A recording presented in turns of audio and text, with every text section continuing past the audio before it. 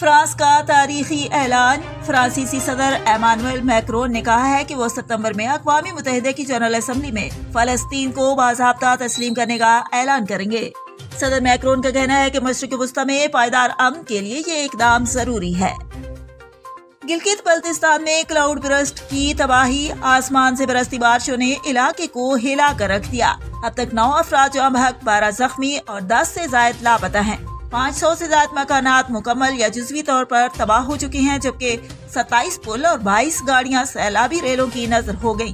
Rescue ادارے 300 سے زائد افراد کو محفوظ مقام پر منتقل کر چکی ہیں۔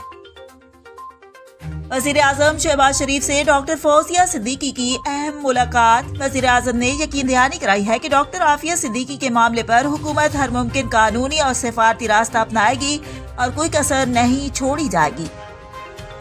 فیلڈ مارشل سید عاصم منیر کا اہم دورہ چین۔ ISPR کے مطابق فیلڈ مارشل نے چین کے نائب صدر، وزیر خارجہ اور دیگر اعلیٰ حکام سے ملاقاتیں کیں۔ سی پیک، علاقائی سلامتی اور ہائبرڈ خطرات پر تفصیلی بات چیت ہوئی۔ چینی قیادت نے جنوبی ایشیا میں امن کے لیے پاک فوج کے کردار کو سراہا۔ PLA ہیڈ کوارٹرز میں فیلڈ مارشل کو گارڈ آف آنر بھی پیش کیا گیا۔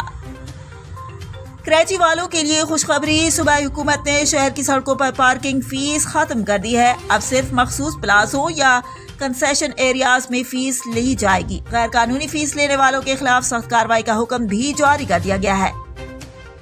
ڈالر کی قیمت میں بڑی کمی۔ انٹر بینک میں امریکی ڈالر ₹1.22 سستا ہو کر ₹284 پر آ گیا۔ گزشتہ ریٹ ₹285.22 تھا، یعنی قیمت میں 0.43% کمی ریکارڈ کی گئی۔ اوپن مارکیٹ میں بھی ڈالر کی قدر میں نمایاں کمی دیکھی گئی ہے۔